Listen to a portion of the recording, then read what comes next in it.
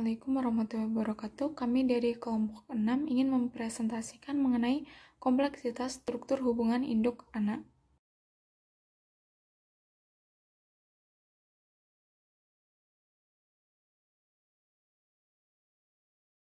Beranggotakan 1. Givari Yusuf Adrian, NPM 1901020003, Iin Nur Aini, NPM 1901020009, Diah Pratiwi, NPM 1901020024, Nabila Arista Anggreni, NPM 1901020033, Sausan Suraya, NPM 1901020039, Denti Yulis Agustina, NPM 1901020041, dan Fikri Putra Nur Hanan, NPM 1901020048.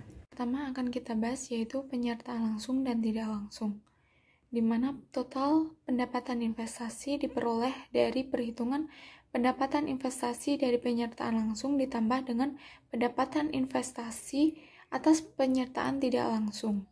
Nah, di sini ada contoh kasus di mana PT Orang Tua OT memiliki saham PT Anak pada tanggal 1 Januari 2011 sebesar 80% dari saham PT Anak dengan harga 3.256 juta.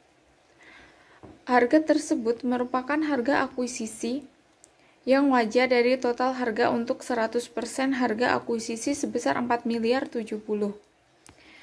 Pada tanggal tersebut, kekayaan PT Anak diperhitungkan sebagai berikut, di mana modal saham sebesar 2.500.000 ditambah dengan laba ditahan 1.320.000, sehingga diperoleh hasil total kekayaan pemegang saham sebesar 3.820.000. Selisih harga akuisisi dan nilai buku PT Anak disebabkan oleh goodwill sebesar 250 juta. Yang pada tahun 2011 dilampir senilai 25 juta. Kepemilikan atas saham PT Anak ini dimaksudkan untuk menguasai saham PT Cucu, yang merupakan perusahaan anak PT Anak. Saham PT Cucu sebesar 90% diakuisisi oleh PT Anak.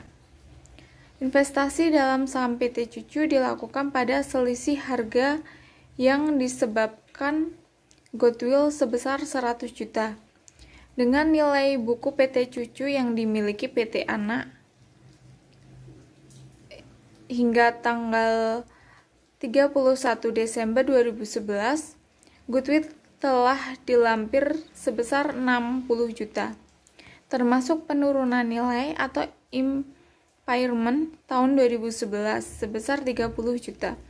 Informasi tentang laba dan dividen ketiga perusahaan yang diumumkan pada akhir tahun 2011 seperti berikut, di mana PT Orang Tua memiliki laba sebesar 300 juta dan dividen sebesar 300 juta.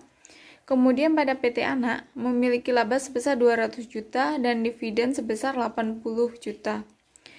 Kemudian pada PT Cucu laba sebesar 100 juta dan dividen sebesar 40 juta. Selanjutnya yaitu laba bersih PT Orang Tua atau laba konsolidasi tahun 2011, di mana laba individu sebesar 300 juta. Laba PT Anak dari hasil 80% dikali 200 juta yaitu 160 juta, kemudian dikurangi penurunan nilai goodwill yang diperoleh dari hasil 25 juta dikali 80% yaitu sebesar 20 juta, sehingga diperoleh hasil penyertaan tidak langsung sebesar 140 juta. Untuk laba Cucu 80% dikali 90% dikali 100 juta dikurangi 27 juta diperoleh hasil 50 juta 400, sehingga perhitungannya 140 juta ditambah 50 juta 400 yaitu 190 juta 400. Kemudian laba PT Orang Tua diperoleh dari hasil 300 juta ditambah 190 juta 400 yaitu 490 juta 400. Selanjutnya yaitu laba kepentingan non-pengendali yang dihitung sebagai berikut. Pada penyertaan langsung diperoleh dari hasil 20% dikali 200 juta dikurangi 25 juta, yaitu sebesar 35 juta.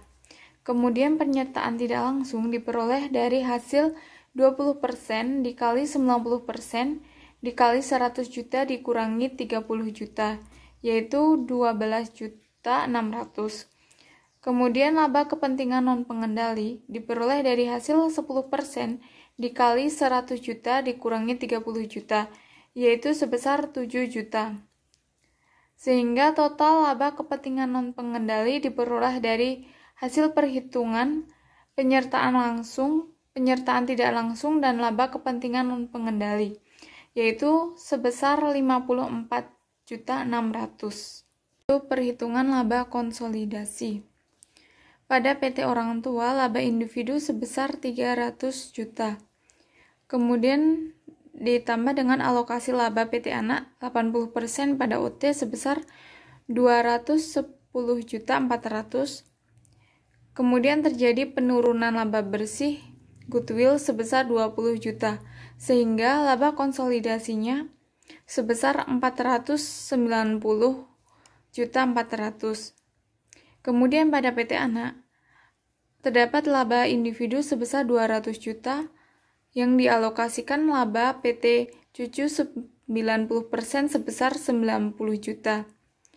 Kemudian terjadi penurunan goodwill sebesar 27 juta, sehingga laba konsolidasi PT Anak sebesar 263 juta, yang kemudian dialokasikan laba PT Anak 80% pada OT sebesar 210 juta 400.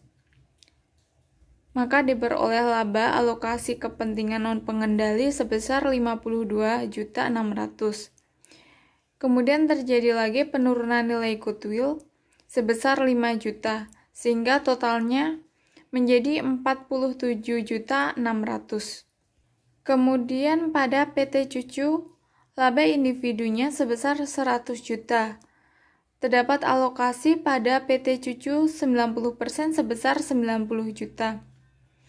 Kemudian diperoleh hasil laba alokasi kepentingan non-pengendali sebesar 10 juta.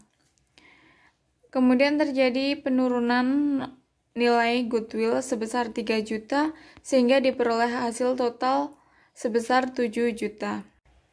Dalam kasus tersebut, PT Orang Tua merupakan pengendali tertinggi yang diwajibkan menyusun laporan konsolidasi. Kertas kerja konsolidasi yang disusun PT Orang Tua memuat kolom PT Cucu. Karena PT Orang Tua juga mengendalikan PT Cucu dengan kepemilikan tidak langsung 72%.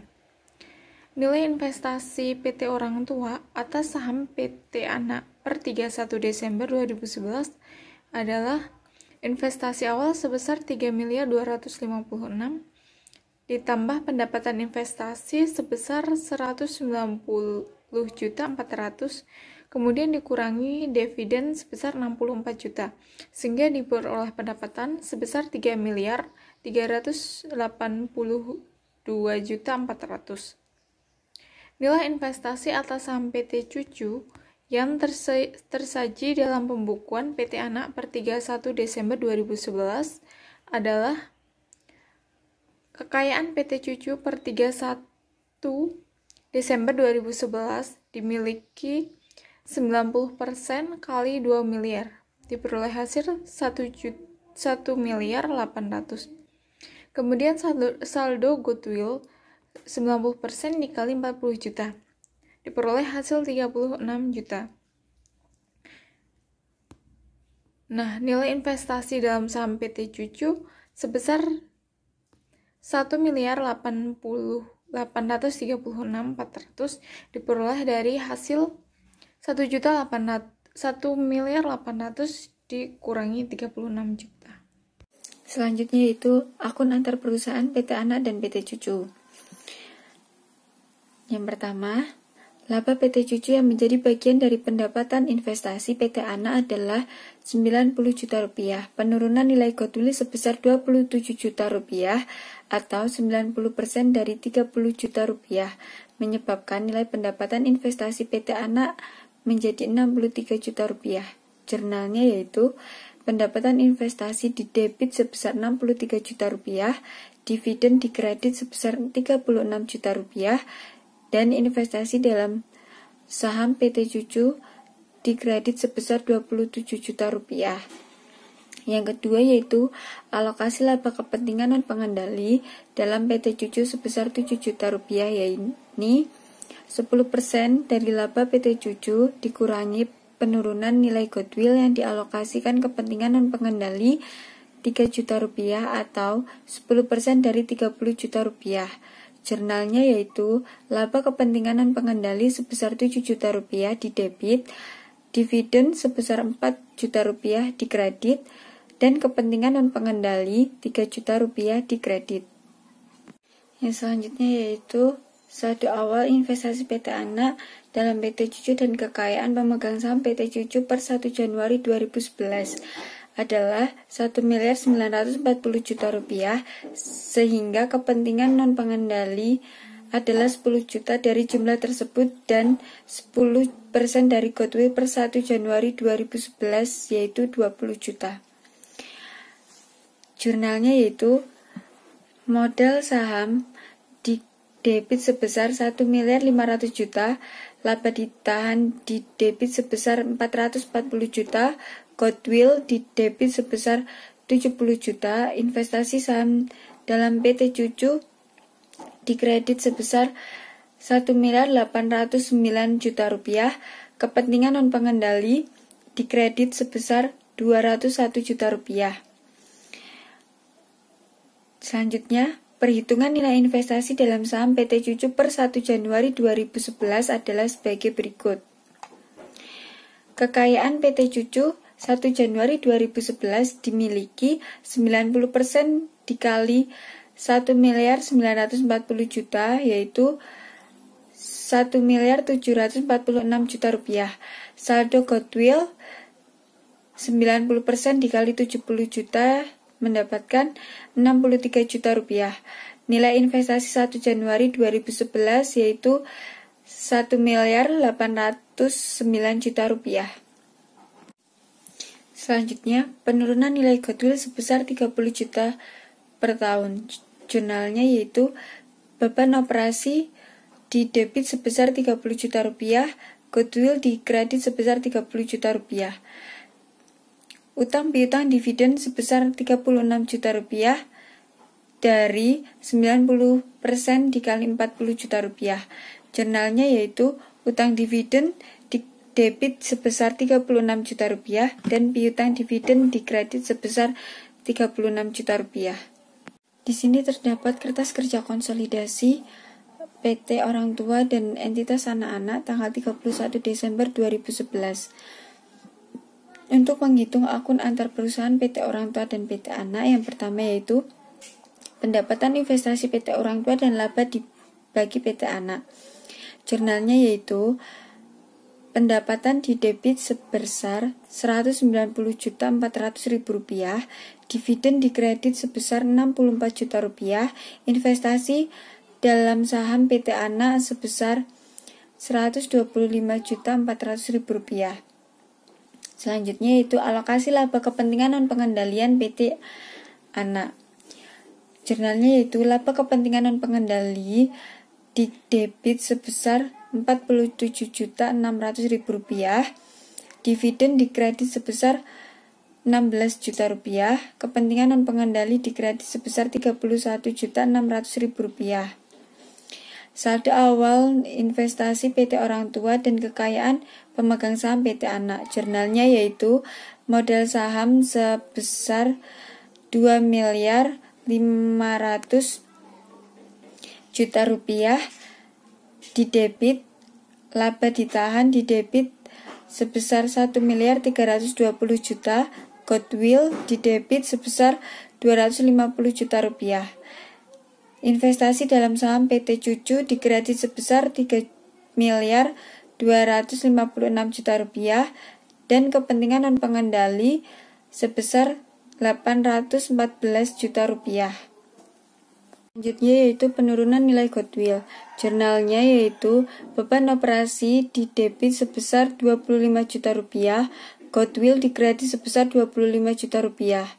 Kemudian utang piutang dividen sebesar 64 juta rupiah, yaitu 80% dari 80 juta rupiah. Jurnalnya yaitu utang dividen di debit sebesar 64 juta rupiah, piutang dividen di kredit sebesar 64 juta rupiah. Kemudian kepentingan mutual. Mutual holding terjadi jika pemegang saham minoritas atau kepentingan non pengendali dalam entitas anak memiliki saham induk. Persoalan akan timbul apabila terjadi mutual holding. Laporan konsolidasi menyajikan laporan keuangan gabungan induk dan anak serta eliminasi akun antar perusahaan. Bila terjadi mutual holding di mana anak memiliki saham induk, kepentingan tersebut harus dieliminasi. Pendekatan saham perbendaharaan. Pendekatan ini memandang pembelian saham induk oleh anak sebagai transaksi saham perbendaharaan atau penarikan sama sementara pada saat penyusunan laporan konsolidasi. Dalam laporan konsolidasi akan muncul akun saham perbendaharaan sebagai eliminasi akun investasi anak. Akun saham perbendaharaan menjadi pengurang modal saham dalam laporan konsolidasi. Contoh pendekatan saham perbendaharaan. Struktur kekayaan PT Insani dan PT Arwana per 1 Januari 2014 adalah sebagai berikut. Yang pertama yaitu modal saham biasa atau nominal 1000 PT Insani sebesar 5 miliar rupiah, PT Arwana sebesar 2 miliar rupiah, agio saham PT Insani sebesar 1 miliar rupiah, dan PT Arwana sebesar 500 juta rupiah. Laba ditahan PT Insani sebesar 2 miliar dan PT Arwana sebesar 1 miliar rupiah. Total kekayaan pemegang saham PT Insani yaitu 8 miliar rupiah, PT Arwana sebesar 3 miliar 500 juta rupiah. Misalkan nilai investasi PT Insani adalah saham PT Arwana sama dengan 10% nilai buku kekayaan PT Arwana yang dimiliki atau sebesar 2,8 miliar rupiah. Pada tanggal 5 Januari 2014 PT Arwana mengakuisisi 20% saham PT Insani dengan harga 1,6 miliar rupiah. PT Arwana membukukan nilai investasi ini sebesar 1,6 miliar rupiah pada tahun 2014. Pengumuman laba dan investasi kedua perusahaan tersebut adalah sebagai berikut. Laba tahun 2014 PT Insani yaitu 1 miliar rupiah, PT Arwana 600 juta rupiah. Dividen per 31 Desember 2014 yaitu PT Insani 500 juta rupiah dan PT Arwana 300 juta rupiah. Pendekatan saham pembendaharaan mengharuskan nilai investasi PT Arwana atas 20% saham induk yang dicatat dengan metode cost, sehingga pendapatan investasi PT Arwana dalam saham PT Insani berasal dari dividen yang diumumkan pada Insani pada tahun 2014. Pendapatan dividen PT Arwana adalah sebesar 20% dari PT dividen yang diumumkan PT Insani pada awal tahun 2014 sebesar 600 juta ditambah 100 juta menghasilkan 700 juta. Laba bersih PT Arwana menjadi pendapatan investasi PT Insani sebesar 80% dari 700 juta atau sebesar 560 juta yang disesuaikan sebagai berikut. Untuk jurnalnya yaitu investasi dalam saham PT Arwana sebesar 560 juta, pendapatan investasi sebesar 560 juta. PT Insani memperoleh pendapatan atas investasi dalam PT Arwana sebesar 560 juta, tetapi pendapatan tersebut juga berkurang karena PT Insani harus membayar dividen 100 juta kepada PT Arwana, sehingga PT Insani harus mengoreksi pendapatannya sebesar 100 juta yang memuat pendapatan bersih investasi PT Insani ini dalam PT Arwana sebesar 460 juta. Jadi PT Insani mengurangi pendapatan tersebut dengan mengurangi dividen mereka dengan jurnal pendapatan investasi sebesar 100 juta, kreditnya dividen sebesar 100 juta. Jadi dividen PT Insani berkurang menjadi 400 juta. Dividen PT Arwana yang menjadi bagian PT Insani adalah sebesar 80% dikali 300 juta menghasilkan 240 juta dengan jurnal piutang dividen sebesar 240 juta, investasi saham PT Arwana sebesar 240 juta. Investasi per 31 bulan 12 2014 mengalami peningkatan sebesar 560 juta atas pendapatan investasi ini. Tetapi bagian PT Insani atas dividen yang diumumkan PT Arwana sebesar 80% dikali 300 juta menghasilkan 240 juta, mengurangi nilai investasi mereka. Sehingga nilai investasi PT Insani dalam saham PT Arwana pada 31 bulan 12 2014 adalah sebesar investasi tanggal 1 bulan 1 2014 seharga 2 miliar, laba dilaporkan anak sebesar 560 juta, dividen dikurangi dengan 240 juta, dengan investasi 31 bulan 12 2014 sebesar 3 miliar 120 juta. Kertas kerja konsolidasi PT Insani dan PT Arwana disajikan pada jurnal eliminasi. Dalam kertas kerja konsolidasi dijelaskan sebagai berikut. Yang pertama ada pendapatan investasi PT Insani dan laba dibagi PT Arwana. Jurnalnya yaitu pendapatan investasi sebesar 460 juta, pendapatan dividen sebesar 100 juta, kreditnya dividen sebesar 240 juta, kreditnya lagi investasi dalam saham PT Arwana sebesar 320 juta. Kedua, ada alokasi laba kepentingan non-pengendali sebesar 20% dikali 70 juta. Laba bersih PT Arwana berasal dari laba individu 600 juta dan pendapatan dividen 100 juta. Dengan jurnal laba kepentingan non-pengendali sebesar 140 juta, kreditnya dividen 60 juta, dan kreditnya lagi kepentingan non-pengendali 80 juta. Yang ketiga ada saldo awal jurnalnya yaitu modal saham sebesar 2 miliar, agio saham sebesar 500 juta, laba ditahan sebesar 1 miliar, dan kreditnya investasi dalam saham PT Arwana sebesar 2 miliar 800 juta, kreditnya lagi kepentingan non-pengendali sebesar 700 juta. Yang berikutnya ada kertas kerja konsolidasi PT Insani dan PT Arwana per 31 bulan 12 2014 pada metode saham pembendaharaan. Bisa teman-teman lihat jurnal yang sudah kami tampilkan.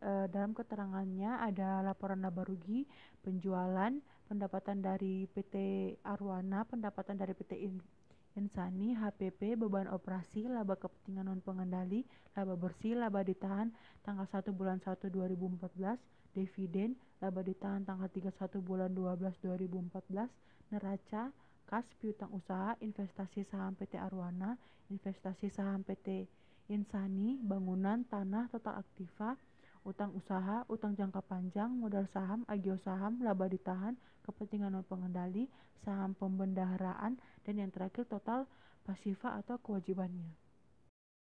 Yang selanjutnya ada laba mutual holding. Penarikan konstruktif menyebabkan saham induk berkurang sebesar investasi entitas anak atas saham induk. Laporan konsolidasi dipandang sebagai gabungan 80% kekayaan induk dengan anak. Hal ini berbeda dengan pendekatan saham pembendaharaan yang memandang konsolidasi sebagai penggabungan 100% kekayaan induk dan anak dikurangi 20% saham pembendaharaan. Yang selanjutnya akan dilanjutkan oleh rekan saya. Yang selanjutnya itu keterkaitan laba induk dan anak tersebut harus dirumuskan sebagai berikut. Laba PT Insani sama dengan 1 miliar ditambah 80% laba dari PT Arwana. Sedangkan laba pada PT Arwana sama dengan 600 juta ditambah 20% dari PT Insani. Persamaan tersebut harus dipecahkan sebagai berikut. Laba PT Insani sama dengan 1 miliar ditambah 80% dari laba PT Arwana, yaitu 600 juta ditambah 20% laba dari PT Insani.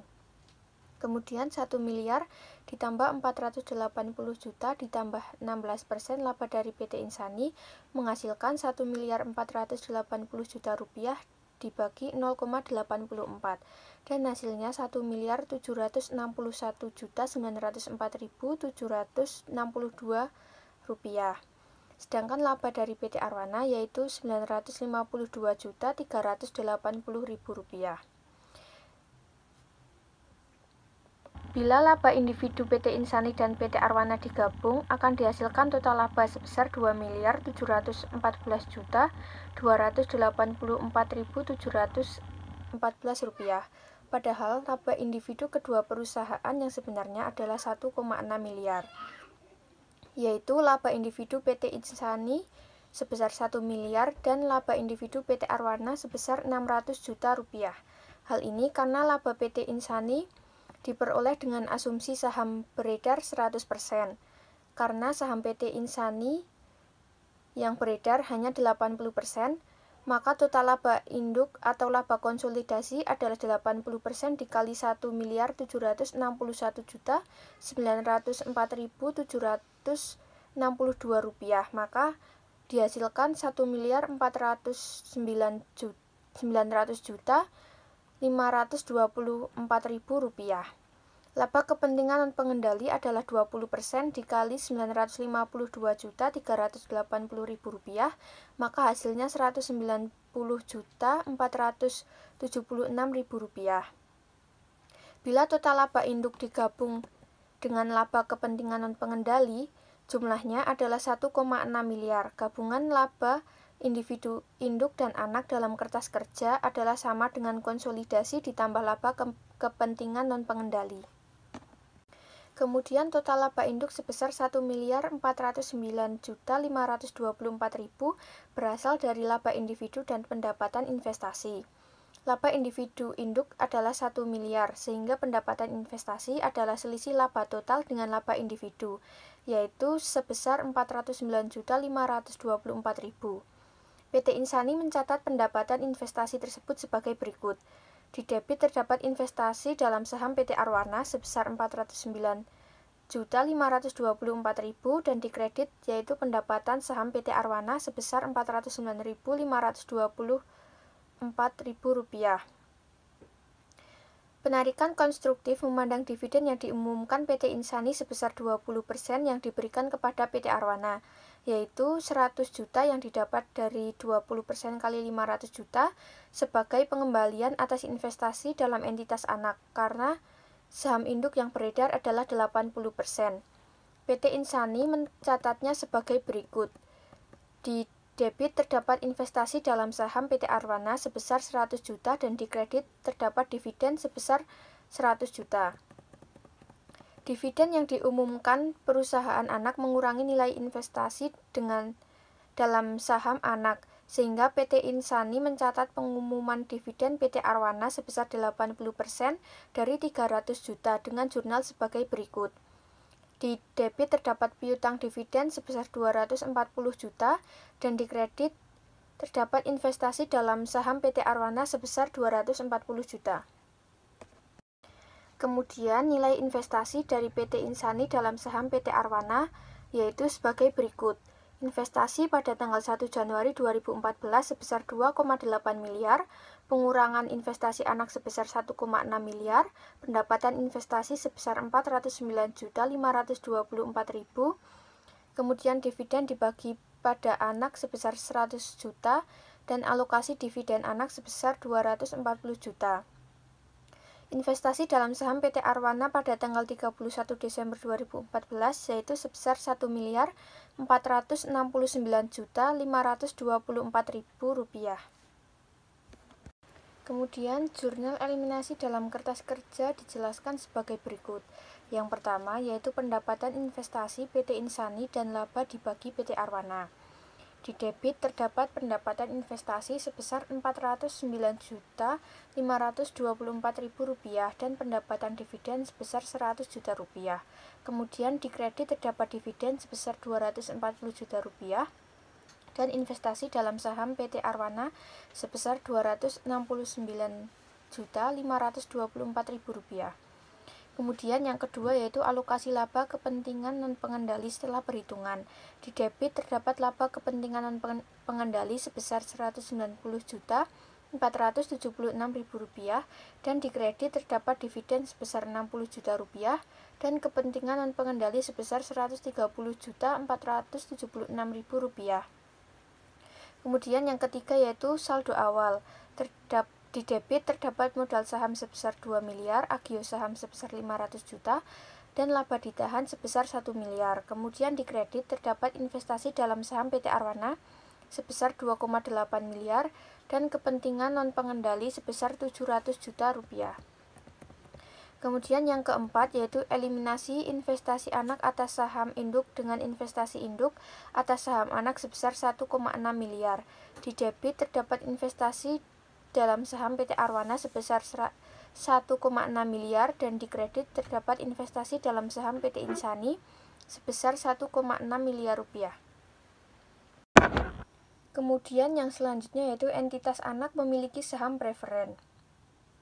Terdapat 3 prioritas dalam saham preferen, yaitu prioritas pembayaran dividen, yang kedua dividen tetap, dan yang ketiga dividen kumulatif. Prioritas pembayaran dividen ini memberikan hak kepada pemegang saham preferen untuk didahulukan dalam pembayaran dividen. Dengan tingkat dividen 10% berarti pemegang saham preferen mendapat dividen sebesar 100 juta rupiah apabila laba tahun berjalan perusahaan 175 juta rupiah dan hanya sanggup membagi dividen sebesar 120 juta rupiah karena perusahaan memiliki rencana pengembangan usaha dari laba tahun berjalan sebesar 50 juta rupiah. Dividen sebesar 125 juta tersebut harus dialokasikan sebesar 100 juta untuk pemegang saham preferen. Sedangkan sisanya sebesar 25 juta dibayar kepada pemegang saham biasa. Apabila dalam tahun berjalan kesanggupan membayar dividen perusahaan sebesar 60 juta, maka seluruh dividen tersebut dibagi untuk pemegang saham preferen, sedangkan pemegang saham biasa tidak mendapat dividen. Kemudian yang kedua, yaitu dividen tetap. Prioritas ini hampir sama dengan prioritas pembayaran dividen, sementara perbedaannya terletak pada keharusan membayar dividen bila perusahaan meraih laba. Misalkan, dalam tahun berjalan perusahaan memiliki laba sebesar 100 juta rupiah dan laba tersebut diperuntukkan seluruhnya untuk pembayaran dividen pemegang saham preferen. Perusahaan tidak diperkenankan mengalokasikan laba pada rencana lain selain untuk dividen pemegang saham preferen. Jika laba tahun berjalan hanya mampu membayar dividen pemegang saham preferen sebesar 100 juta, jika perusahaan memiliki laba di atas 100 juta, maka hanya sisa laba di atas 100 juta itu yang digunakan untuk melaksanakan rencana tersebut. Laba sebesar 100 juta juga harus dibayarkan kepada pemegang saham preferen. Dan yang ketiga yaitu dividen kumulatif. Prioritas ini memberikan hak atas dividen kepada pemegang saham preferen setiap tahun tanpa terkecuali. Apabila dalam tahun berjalan perusahaan tidak mampu membayar dividen karena mengalami defisit, maka pembayaran dividen ditangguhkan dan akan dibagi pada saat perusahaan mampu membayar. Sebagai contoh, laba perusahaan selama 4 tahun berturut-turut disajikan sebagai berikut. Pada tahun 2012, sekalipun perusahaan defisit, pemegang saham preferen tetap mendapat hak atas dividen sebesar 100 juta rupiah. Tapi karena perusahaan mengalami defisit dan tidak mampu membayar, dividen tersebut tidak dibayar dalam tahun berjalan, tetapi nilai buku pemegang saham preferen akan meningkat sebesar 100 juta dengan perhitungan sebagai berikut. Defisit tahun berjalan sebesar 20 juta dan alokasi laba untuk pemegang saham preferen sebesar 100 juta rupiah. Kemudian defisit ditanggung pemegang saham biasa sebesar 120 juta rupiah. Pada saat perusahaan tidak sanggup membayar dividen untuk pemegang saham preferen, dividen tetap diperhitungkan pada nilai buku saham preferen. Alokasi dividen saham preferen ini ditanggung oleh pemegang saham biasa, sehingga defisit yang ditanggung pemegang saham biasa bisa bertambah. Untuk materi selanjutnya itu dividen kumulatif. Prioritas ini memberikan hak atas dividen kepada pemegang saham preferen setiap tahun tanpa terkecuali. Apabila dalam tahun berjalan perusahaan tidak mampu membayar dividen karena mengalami defisit, maka pembayaran dividen ditangguhkan dan akan dibagi pada saat perusahaan mampu membayar. Sebagai contoh, laba perusahaan selama 4 tahun berturut-turut disajikan berikut ini. Pembagian dividen untuk pemegang saham preferen selama 4 tahun tersebut adalah sebagai berikut. Untuk tahun 2011 itu labanya sebesar 100 juta, kemudian untuk alokasi dividen saham preferennya sebesar 100 juta, kemudian pembayaran tahun berjalanannya sebesar 100 juta. Kemudian tahun 2012 itu labanya sebesar 20 juta, kemudian alokasi dividen saham preferennya sebesar 100 juta, dan pembayaran tahun berjalannya tidak ada. Untuk tahun 2013 itu labanya sebesar 150 juta, kemudian alokasi dividen saham preferennya 100 juta, kemudian pembayaran tahun berjalannya 100 juta. Untuk tahun 2014 itu labanya sebesar 100 juta, untuk alokasi dividen saham preferennya sebesar 100 juta, dan untuk pembayaran tahun berjalannya sebesar 100 juta. Pada tahun 2012, sekalipun perusahaan defisit, pemegang saham preferen tetap mendapat hak atas dividen sebesar 100 juta, tetapi karena perusahaan mengalami defisit dan tidak mampu membayar, dividen tersebut tidak dibayar dalam tahun berjalan tetapi nilai buku pemegang saham preferen akan mengikat 100 juta dengan perhitungan sebagai berikut. Defisit tahun berjalan sebesar 20 juta, kemudian alokasi laba untuk pemegang saham preferen sebesar 100 juta, kemudian defisit ditanggung pemegang saham biasa sebesar 120 juta. Pada saat perusahaan tidak sanggup membayar dividen untuk pemegang saham preferen, dividen tetap diperhitungkan pada nilai buku saham preferen. Alokasi dividen saham preferen ini ditanggung oleh pemegang saham biasa sehingga defisit yang ditanggung pemegang saham biasa bertambah. Untuk materi selanjutnya itu nilai buku kekayaan pemegang saham dan hubungan induk anak. Prioritas saham preferen berdampak terhadap perhitungan nilai buku kekayaan pemegang saham preferen dan saham biasa. Misalkan struktur kekayaan pemegang saham PT AIDA pada tanggal 1 Januari 2013 adalah sebagai berikut. Saham preferen sebesar 10% sebanyak 1 juta lembar itu senilai 100 miliar rupiah. Kemudian saham biasa itu 3 miliar rupiah. Kemudian laba ditahan sebesar 500 juta. Kemudian total kekayaan pemegang sahamnya menjadi 4,5 miliar. Saham biasa PT AIDA dikuasai 80% oleh PT inilah dengan nilai investasi dalam saham biasa sama dengan kekayaan PT AIDA yang dimiliki. Investasi dalam saham preferen tidak dapat menimbulkan hubungan induk-anak. Hubungan induk-anak hanya terjadi dari akuisisi saham biasa, namun apabila perusahaan anak memiliki dua jenis saham, yakni saham biasa dan saham preferen, hal itu akan berdampak terhadap perhitungan kekayaan anak yang dimiliki induk. Berikut ini disajikan perhitungan nilai buku kekayaan pemegang saham preferen, nilai buku kekayaan pemegang saham biasa, dan perhitungan kekayaan anak yang dimiliki induk atas investasi dalam saham biasa.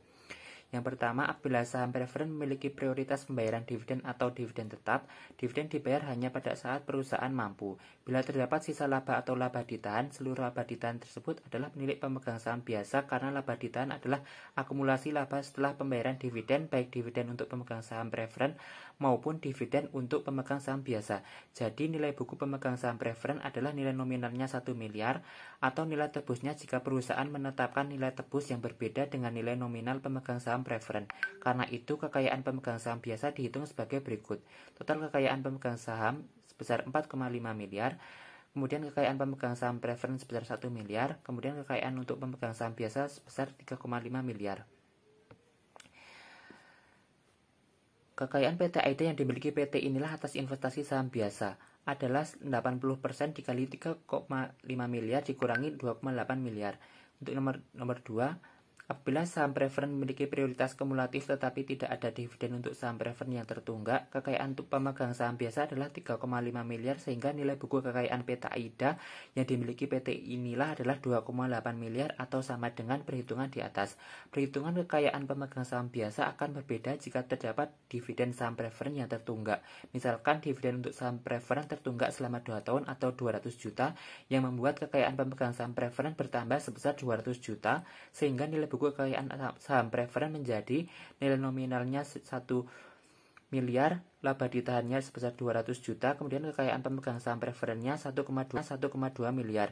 Jadi kekayaan pemegang saham biasa adalah sebagai berikut. Total kekayaan pemegang saham 4,5 miliar, kekayaan pemegang saham preferen 1,2 miliar, Kemudian kekayaan pemegang saham biasa 3,3 miliar. Dengan demikian kekayaan pemegang saham PT AIDA yang dimiliki Indo adalah 80% dikali 3,3 miliar sama dengan 2,64 miliar karena PT inilah memiliki 80% saham biasa PT AIDA. Untuk yang nomor 3, bila prioritas saham preferen adalah adjustable dividend atas saham preferen, akan disebutkan sistematika penyesuaian dividen pemegang saham preferen dengan pemegang saham biasa. Dalam kondisi perusahaan makmur, pemegang saham preferen selain mendapat dividen tunai sebesar tingkat dividen yang disebut dalam saham preferen, juga memperoleh hak atas laba ditahan sebagai penyesuaian dengan pemegang saham preferen. Misalkan PT AIDA menetapkan pemegang saham preferen mendapat hak atas sisa laba setelah pengurangan dividen untuk saham biasa, alokasi laba ditahan untuk saham preferen adalah 1/4 dikali 500 juta atau 125 juta. Jadi nilai buku pemegang saham preferen adalah 1,125 miliar yang terdiri dari nilai nominal saham preferen 1 miliar dan laba ditahan 125 juta. Nilai buku pemegang saham biasa adalah 3,375 miliar, yakni nilai nominal 3 miliar dan laba ditahan 375 juta. Atau dihitung dari 500 juta dikurangi 125 juta. Bila PT inilah memiliki 80% saham biasa PT AIDA, kekayaan yang dimiliki PT inilah atas investasi dalam saham biasa tersebut adalah 80% dikali 3,375 miliar dikurangi 2,7 miliar. Untuk materi selanjutnya itu kertas kerja konsolidasi anak memiliki saham preferen. Misalkan dalam tahun 2013 PT AIDA mengumumkan laba sebesar 800 juta dan dividen untuk pemegang saham adalah 400 juta. Pemegang saham preferen diprioritaskan mendapat dividen tetap. Pendapatan investasi atas saham biasa adalah 80% dari laba untuk pemegang saham biasa dihitung sebagai berikut. Laba sebesar 800 juta, kemudian dividen saham preferen sebesar 100 juta, dan kemudian laba untuk pemegang saham biasa 700 juta. PT inilah melakukan adjustment atas laba untuk pemegang saham biasa sebesar 80% dikali 700 juta sama dengan 560 juta dengan jurnal sebagai berikut. Investasi dalam saham biasa sebesar 560 juta, kemudian pendapatan investasi sebesar 560 juta. Kemudian dividen untuk pemegang saham biasa adalah 300 juta, juga berasal dari total dividen 400 juta dikurangi dividen untuk pemegang saham preferen sebesar 100 juta. PT inilah membuat jurnal pengumuman dividen tersebut sebesar 80% dikali 300 juta sama dengan 240 juta sebagai berikut. Piutang dividen sebesar 240 juta, kemudian investasi dalam saham biasa sebesar 240 juta. Nilai investasi PT inilah mencerminkan 80% dari nilai buku kekayaan pemegang saham biasa PT AIDA. Nilai buku kekayaan pemegang saham biasa PT AIDA adalah sebagai berikut. Nilai nominal saham biasa sebesar 3 miliar, laba ditahan per tanggal 1 Januari 500 juta. Kemudian laba tahun berjalan untuk saham biasa 700 juta, kemudian dividen saham biasa 300 juta, dan kekayaan pemegang saham biasa per tanggal 31 Desember 2013 adalah 3,9 miliar. Dengan demikian nilai investasi dalam saham biasa PT AIDA yang tercatat pada pembukaan PT inilah per 31 Desember 2013 adalah 80% dikali 3,9 miliar sama dengan 3,120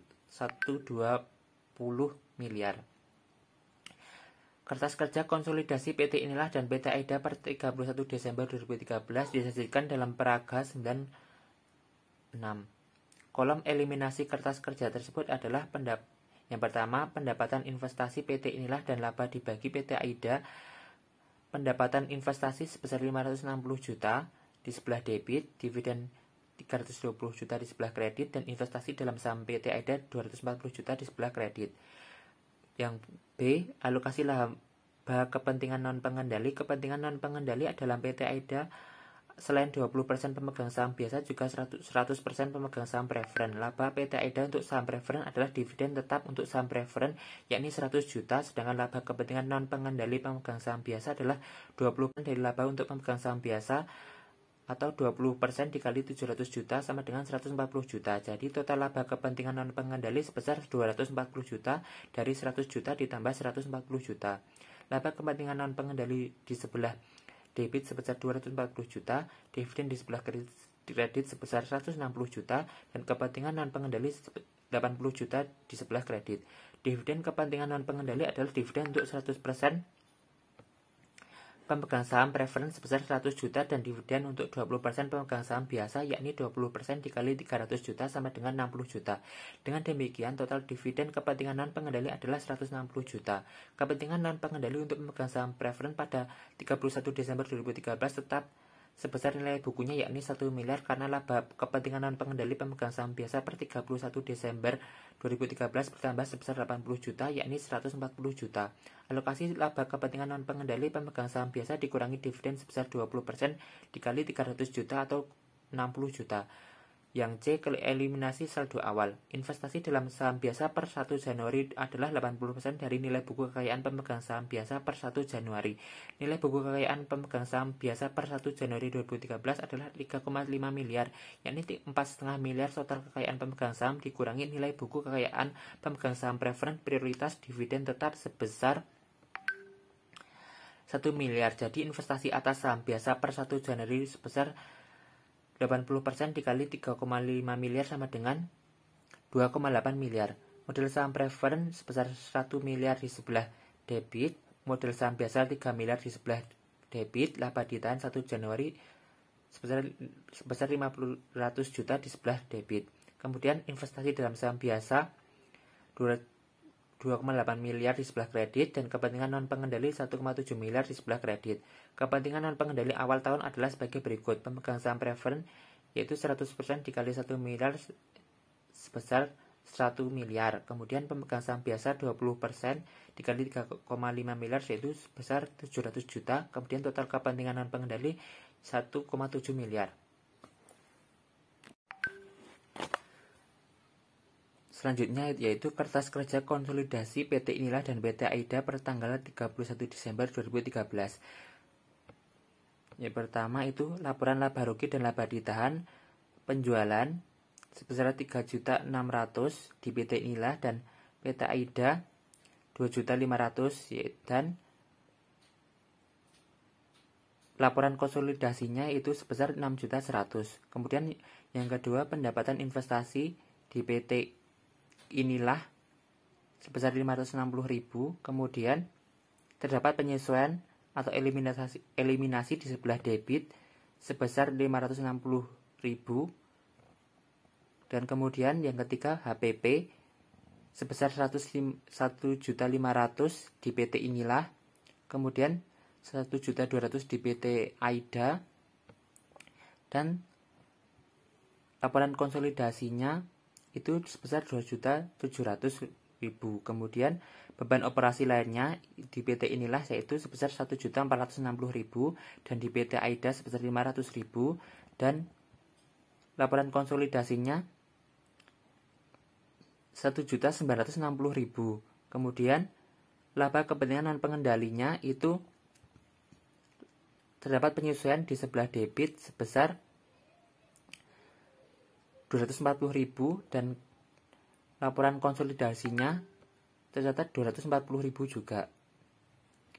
Kemudian laba bersih di PT Inilah itu sebesar 1.200.000 dan PT AIDA 800.000 dan di laporan konsolidasinya itu sebesar 1.200.000.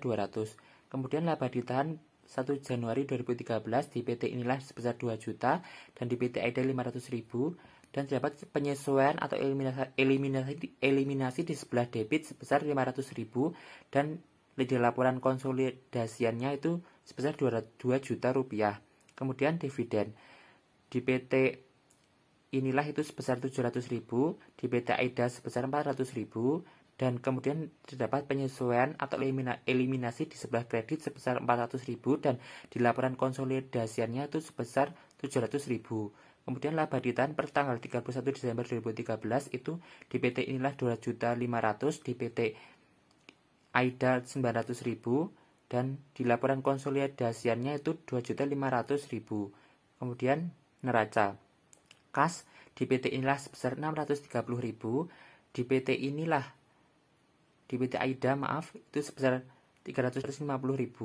Kemudian persediaan di PT Inilah sebesar 100 juta rupiah, di PT AIDA sebesar 1 juta rupiah dan di laporan konsolidasiannya itu sebesar 2 juta rupiah.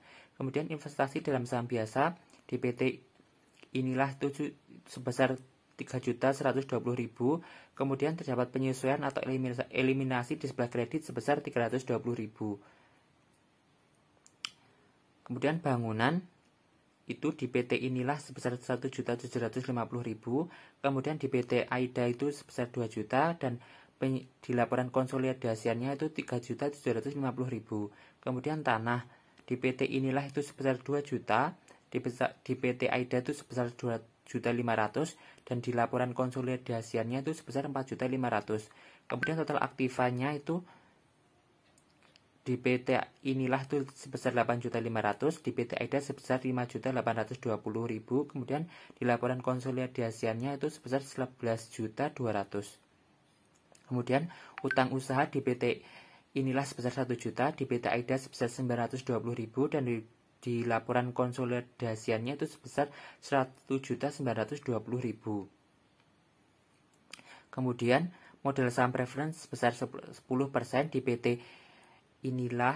Aida itu sebesar 1 juta, dan terdapat penyesuaian atau eliminasi di sebelah debit sebesar 1 juta. Kemudian modal saham biasa di PT Inilah sebesar 5 juta, di PT Aida sebesar 3 juta, dan terdapat penyesuaian atau eliminasi di sebelah debit sebesar 3 juta, dan di laporan konsolidasiannya itu sebesar 5 juta. Kemudian laba ditahan di PT Inilah sebesar 2.500.000, di PT Aida itu di PT Inilah itu sebesar 900.000, dan di laporan konsolidasiannya itu 2.500.000. Untuk kepentingan non pengendalinya itu 80.000 di sebelah kredit. Untuk total pasif atau kewajibannya itu 8.500.000 di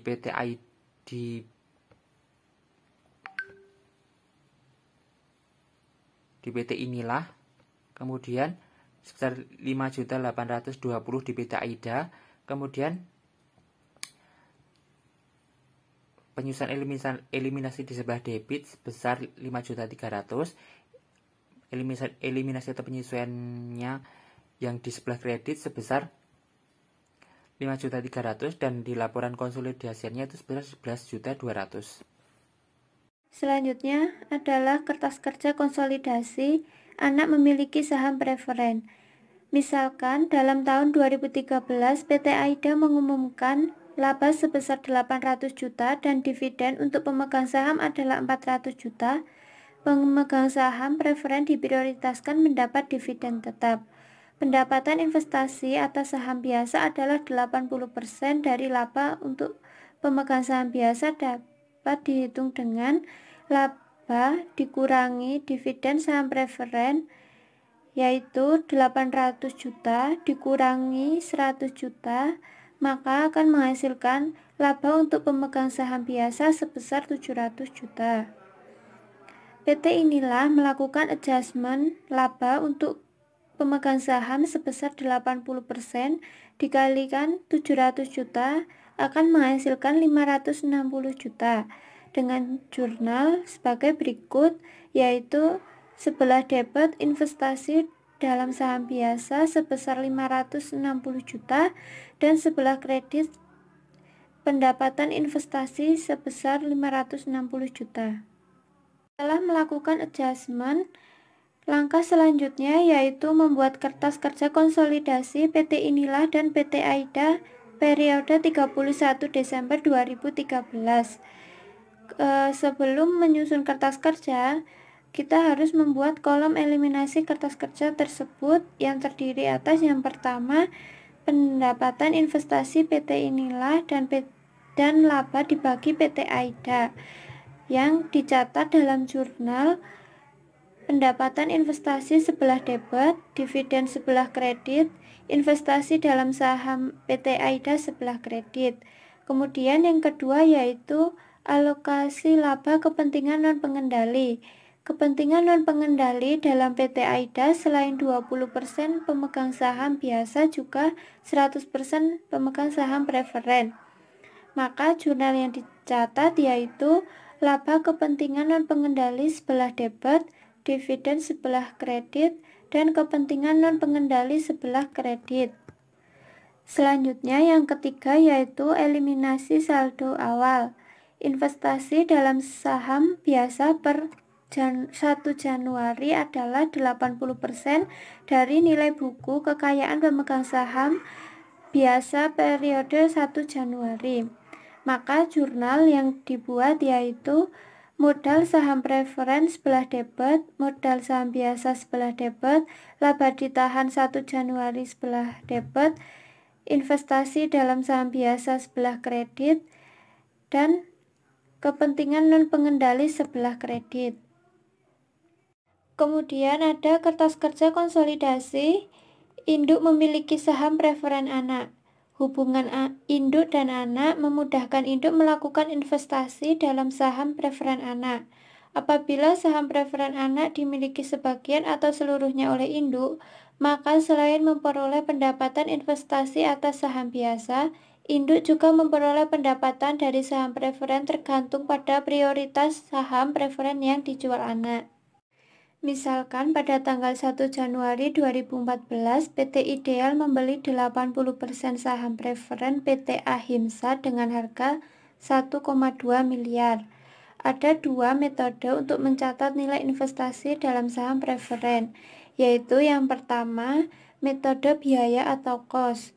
Metode ini mencatat nilai investasi dalam saham preferen sebesar harga perolehan dengan jurnal sebagai berikut, yaitu investasi dalam saham preferen sebelah debit dan kas sebelah kredit masing-masing sebesar 1,250 miliar. Kemudian yang kedua yaitu metode penarikan saham konstruksi. Metode ini mencatat investasi dalam saham preferen sebesar nilai buku yang diakuisisi. Selisih harga perolehan dengan nilai buku yang dimiliki diperlukan sebagai penambah atau pengurang nilai modal di setor lainnya. Nilai buku saham preferen yang diakuisisi adalah 80% dikali 1,2 miliar akan menghasilkan 960 juta yang dapat dijurnal sebagai berikut, yaitu investasi dalam saham preferen sebelah debit, modal di setor lainnya sebelah debit, dan kas sebelah kredit. Investasi dalam saham preferen memberi hak kepada induk atas 80% dividen bagi pemegang saham preferen setiap tahun tanpa kecuali sebesar 80% dikali 100 juta yang akan menghasilkan 80 juta.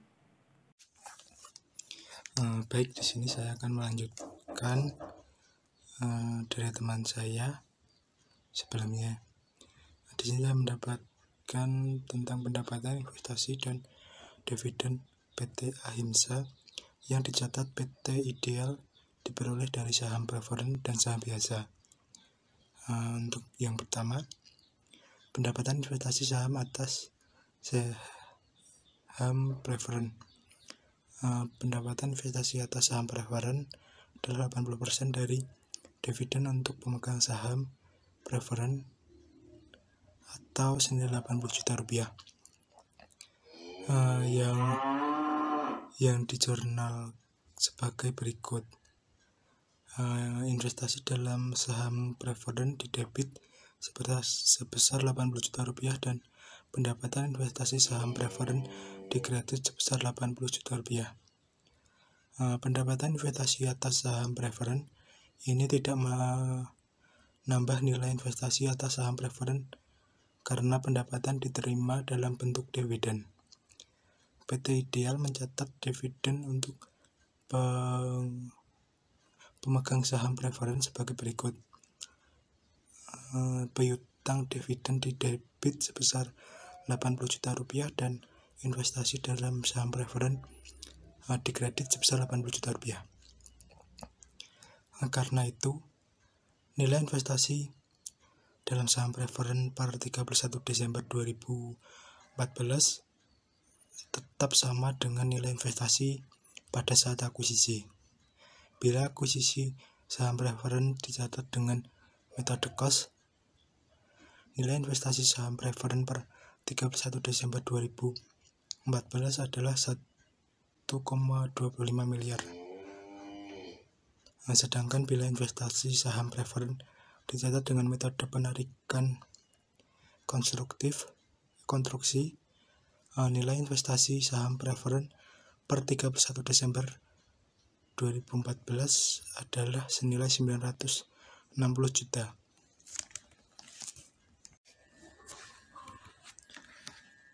Yang kedua, pendapatan investasi atas saham biasa.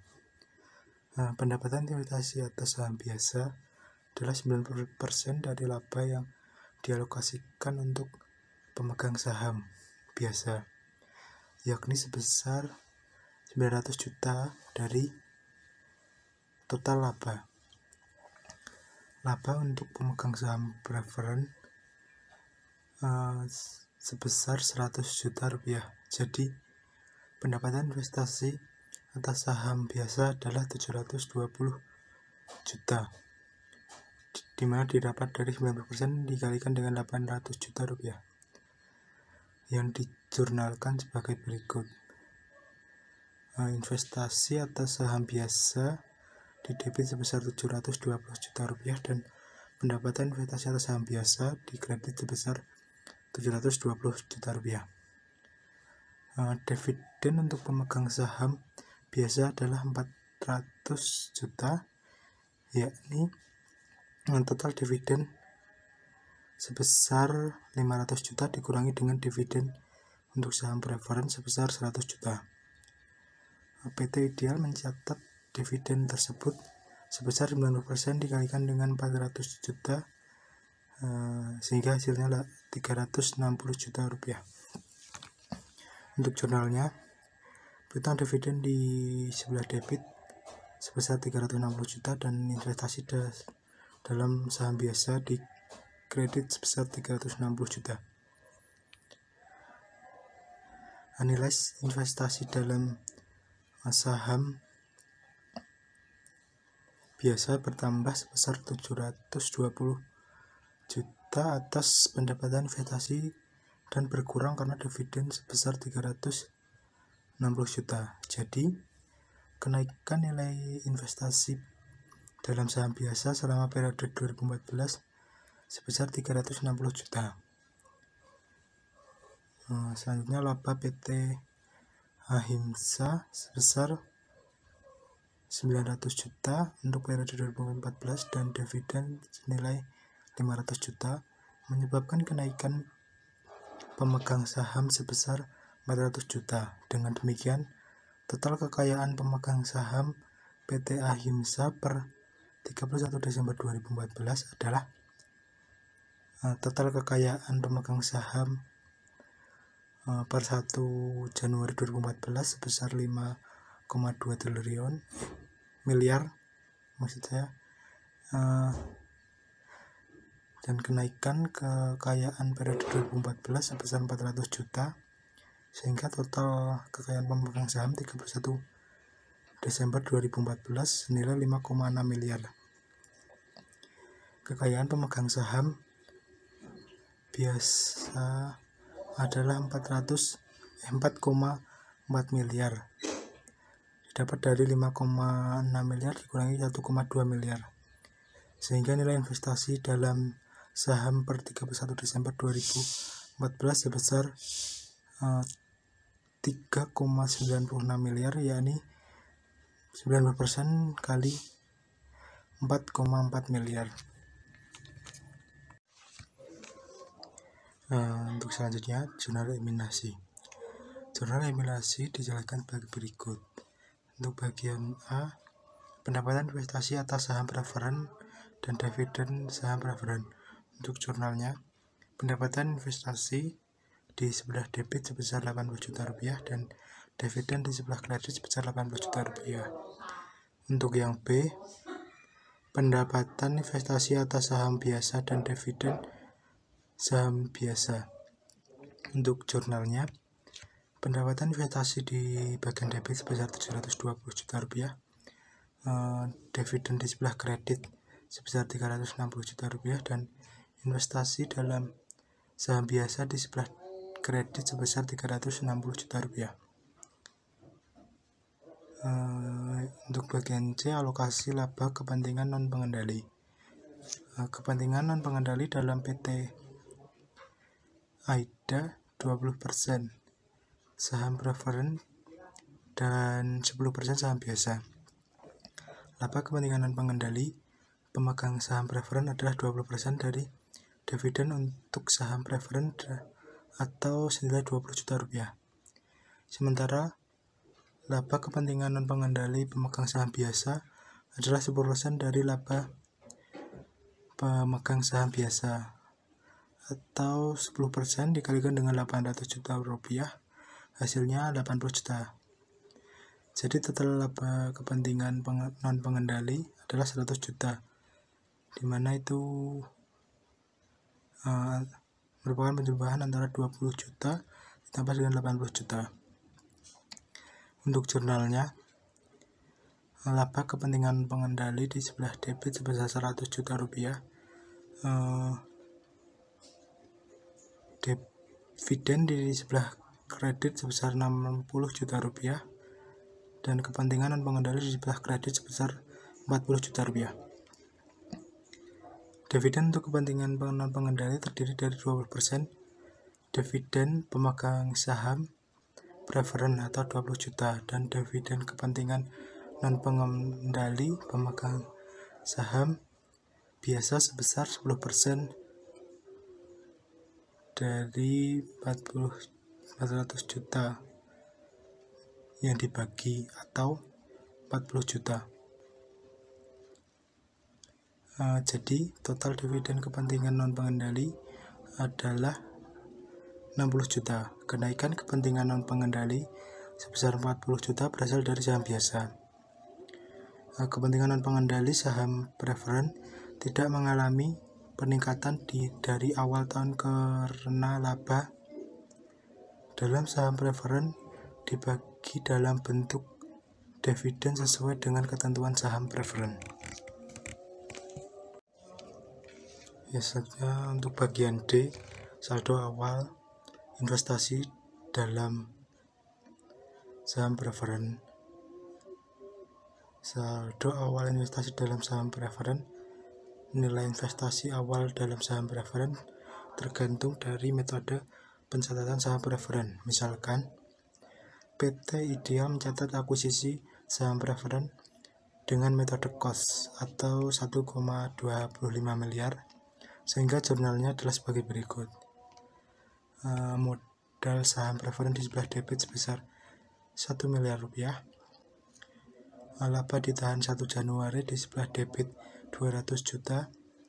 Modal di store lainnya di sebelah debit 290 juta.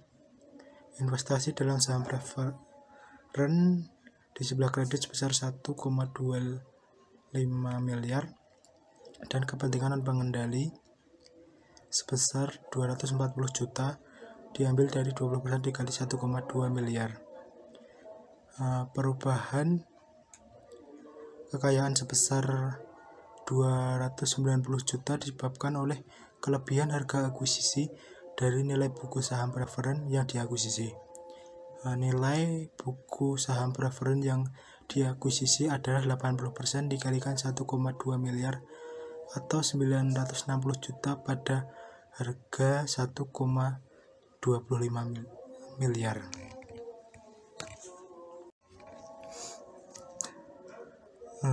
Apabila pada tanggal akuisisi PT Ideal mencatat investasi dalam saham preferen dengan metode penarikan konstruktif, nilai investasi dalam saham preferen adalah 80% dikalikan dengan 1,2 miliar atau senilai 960 juta. Sedangkan selisih harga dengan penarikan konstruktif tercatat sebesar 290 juta, sehingga jurnal eliminasinya sebagai berikut. Modal saham preferen sebesar 1 miliar, laba ditahan 1 Januari sebesar 200 juta, investasi dalam saham preferen sebesar 960 juta, dan kepentingan non pengendali sebesar 240 juta didapat dari 20% dikalikan dengan 1,2 miliar. Untuk Selanjutnya bagian E, saldo awal investasi dalam saham biasa. Kekayaan pemegang saham biasa per 1 Januari 2014 adalah 4 miliar, yakni total kekayaan pemegang saham per 1 Januari 2014 sebesar 5,2 miliar dikurangi dengan kekayaan pemegang saham preference sebesar 1,2 miliar. Jadi nilai investasi dalam saham biasa adalah per 1 Januari 2014 90% dikalikan 4 miliar sama dengan 3,6 miliar. Karena investasi dalam saham biasa dilakukan pada harga yang sama dengan nilai bukunya. Untuk jurnalnya, metode saham biasa, modal saham biasa sebesar 300 juta, Agio saham biasa sebesar 500 juta, laba ditahan 1 Januari sebesar 500 juta, dari 700 juta dikurangi dengan 200 juta. Investasi dalam saham biasa sebesar 3,6 miliar.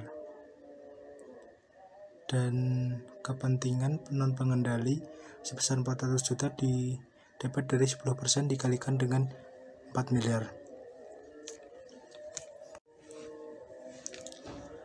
Selanjutnya adalah kertas kerja PT Ideal dan entitas anak PT Ahimsa per 31